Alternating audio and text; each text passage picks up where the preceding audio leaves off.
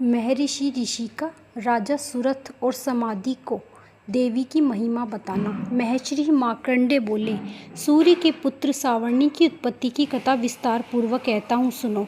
सावर्णी महामाया की कृपा से जिस प्रकार मनवंतर के स्वामी हुए, उसका भी हाल सुनो। पहले स्वरोचिष नामक राज्य था।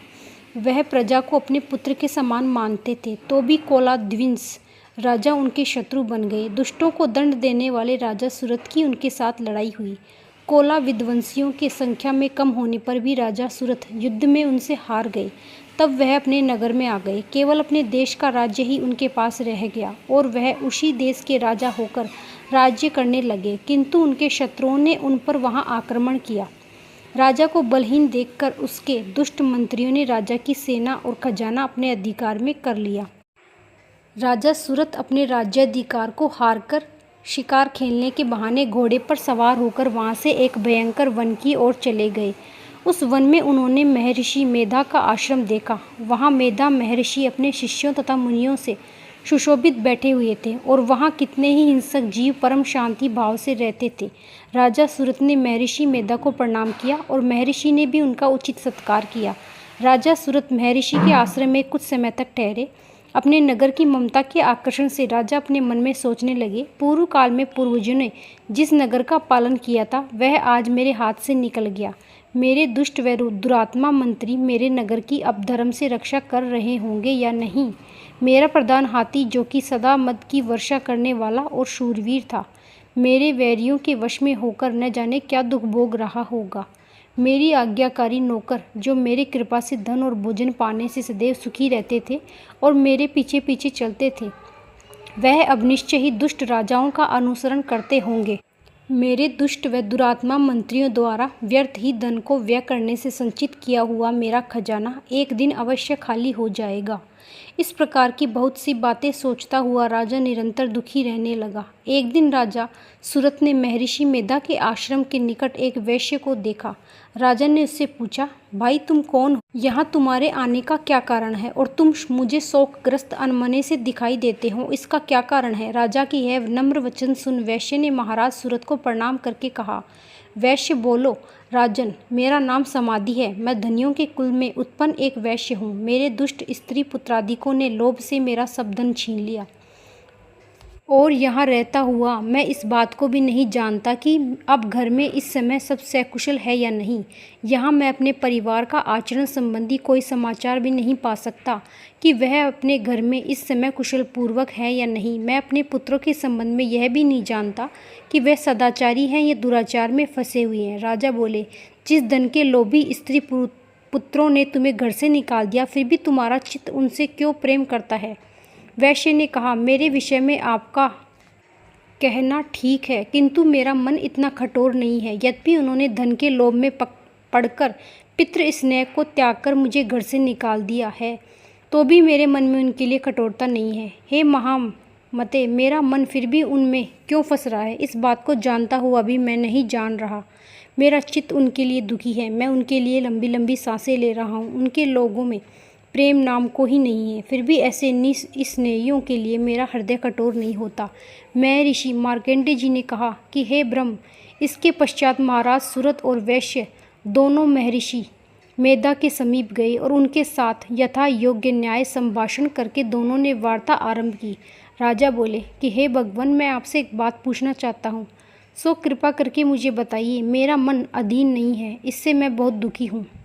राज्य धनादि की चिंता अभी तक मुझे बनी हुई है और मेरी यह ममता अज्ञानियों की तरह बढ़ती जा रही है। और यह समाधि नामक वैश्य भी अपने घर से अपमानित होकर आया है।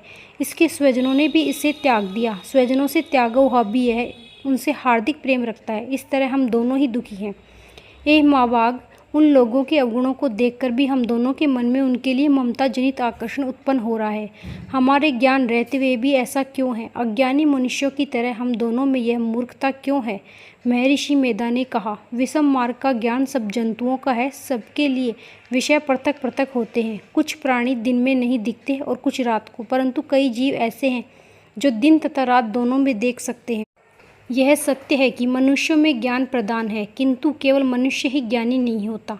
पशु पक्षी आदि भी ज्ञान रखते हैं। जैसे यह पशु पक्षी ज्ञानी हैं, वैसे ही मनुष्यों का ज्ञान है, और जो ज्ञान मनुष्यों में वैसे ही पशु पक्षियों में है, तथा अन्य बातें भी दोनों में एक जैसी पाई जाती हैं। ज्ञान होने पर भी इन पक्षियों की ओर देखो कि अपने भूख से पीड़ित बच्चों को कैसे चोंच में कितने दिन प्रेम से अन्न के दाने डालते रहते हैं। हे राजन, ऐसा ही प्रेम मनुष्य में अपनी संतान के प्रति भी पाया जाता है। लोभ के कारण अपने उपकार का बदला पाने के लिए मनुष्य पुत्रों की इच्छा रखते हैं और इस प्रकार के मोह के गड्ढे में गिर जाते हैं। भगवान श्री हरि की जो माया है, उसी से यह संसार मोहित हो रहा है। इसमें आश्चर्य की कोई बात नहीं, क्योंकि वह भगवान विष्णु की योग निद्रा है। यह माया ही तो है जिसके कारण संसार में मोह जकड़ा हुआ है। यही महामाया भगवती देवी ज्ञानियों के चित्त को बलपूर्वक खींचकर मोह में डाल देती है और उसी के द्वारा संपूर्ण जगत की उत्पत्ति होती है। यही भगवती देवी प्रसन्न होकर मनुष्य की मुक्ति प्रदान करती है। यही संसार के बंधन का कारण है तथा संपूर्ण ईश्वरों की स्वामिनी है। महाराज सूरत ने पूछा, भगवान, वह देवी कौन सी है जिसको आप महामाया कहते हैं? हे ब्रह्म, वह कैसे उत्पन्न हुई है और उसका कार्य क्या है? उसके चरित्र कौन कौन से हैं प्रभु? उसका जैसा प्रभाव हो, वैसा स्वरूप हो, कृपा करके मुझे बताइए, मैं आपसे सुनना चाहता हूँ। महर्षि मेधा बोले, राजन, वह देवी तो नित्य स्वरूपा है, उसके द्वारा यह संसार रचा गया है, तब भी उसकी उत्पत्ति अनेक प्रकार से होती है। वह सब आप मुझसे सुनो। वह देवताओं का कार्य सिद्ध करने के लिए प्रकट होती है, उस समय वह उत्पन्न हुई कहलाती है। संसार को जलमय करके जब भगवान विष्णु योग निद्रा का आश्चर्य लेकर शेष शैया पर सो रहे थे, तब मधुकैटभ नाम के 2 असुर उनके कानों के मैल से प्रकट हुए और वह श्री ब्रह्मा जी को मारने के लिए तैयार हो गए। श्री ब्रह्मा जी ने जब उन दोनों को अपनी ओर आते हुए देखा, तो यह भी देखा कि भगवान विष्णु योग निद्रा का आश्चर्य लेकर सो रहे हैं, तो वह उस समय श्री भगवान को जगाने के लिए उनके नेत्रों में निवास करने वाली योग निद्रा की स्तुति करने लगे। श्री ब्रह्मा जी ने कहा कि हे देवी, तुम ही स्वाहा, तुम ही स्वधा, तुम ही वषटकार हो। स्वर भी तुम्हारा ही स्वरूप है, तुम ही जीवन देने वाली सुधा हो। नित्य अक्षर प्रणव में आकार, उकार, मकार, इन तीनों में माताओं के रूप में तुम ही स्थित हो। इनके अतिरिक्त जो बिंद पथ अर्ध मात्र है, जिसका कि विशेष रूप से उच्चारण नहीं किया जाता, हे देवी, वह भी तुम ही हो। हे देवी, संध्या, सावित्री तथा परम जननी तुम ही हो।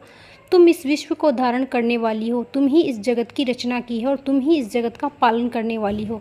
तुम ही कल्प के अंत में सबका भक्षण करने वाली हो। हे देवी, जगत की उत्पत्ति के समय तुम सृष्टि रूपा होती हो, पालन काल में स्थित रूपा होती हो और कल्प के अंत में संहार रूप धारण कर लेती हो। तुम ही महाविद्या, महामाया, महामेधा, महारात्रि और मोहरात्रि हो। श्री ईश्वरी और बोध स्वरूपा बुद्धि भी तुम ही हो।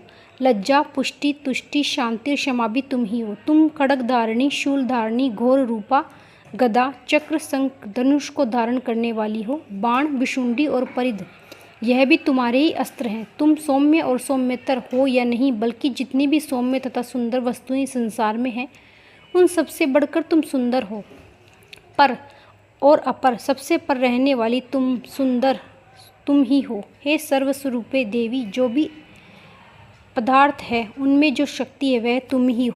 ऐसी अवस्था में भला तुम्हारी स्तुति कौन कर सकता है? इस संसार की सृष्टि, पालन और संहार करने वाले जो भगवान हैं, उनको भी जब तुम निद्रा के वशीभूत कर दिया, और फिर तुम्हारी स्तुति कौन कर सकता है? मुझे भगवान विष्णु तथा भगवान शंकर को शरीर धारण करने वाली तुम ही हो।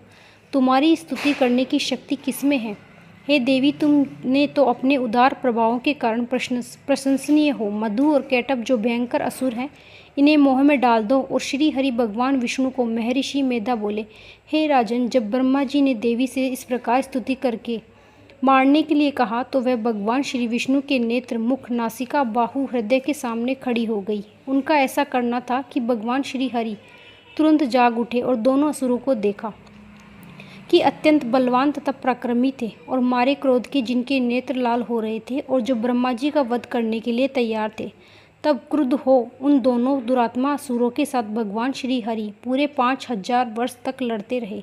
एक तो वह अत्यंत बलवान तथा पराक्रमी थे, दूसरे महामाया ने भी उन्हें मोह में डाल रखा था। अतः वह श्री भगवान से कहने लगे कि हम दोनों तुम्हारी वीरता से अत्यंत प्रसन्न हैं, तुम हमसे कोई वर मांगो। भगवान ने कहा, यदि तुम मुझे पर प्रसन्न हो, अब तुम मेरे हाथों से मर जाओ, बस इतना सा ही वर मैं तुमसे मांगता हूँ। यहाँ दूसरे वर से क्या प्रयोजन है? महर्षि मेधा बोले, इस तरह से जब वह धोखे में आ गए और अपने चारों ओर जल देखा तो भगवान श्री कहने लगे कि जहाँ पर जल न हो, सूखी जमीन हो, उस जगह हमारा वध कीजिए। महर्षि मेधा कहते हैं तथास्तु कहकर भगवान श्री हरि ने उन दोनों को अपनी जांघ पर लिपटाकर उन दोनों के सिर काट डाले। इस तरह से यह देवी श्री ब्रह्मा जी की स्तुति करने पर प्रकट हुई थी। अब तुमसे उनके प्रभाव का वर्णन करता हूँ, सुनो। पहला अध्याय समाप्त।